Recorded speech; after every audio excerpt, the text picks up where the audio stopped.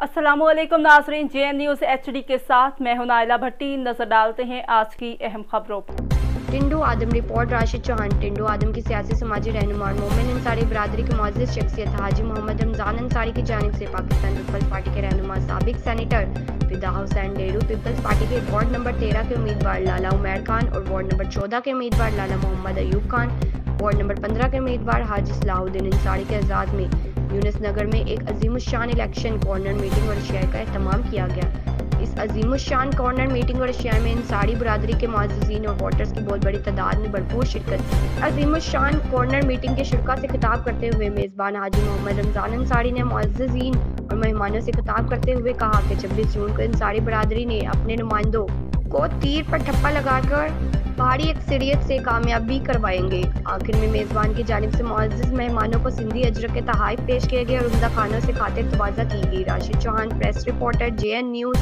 टिंडो आदम।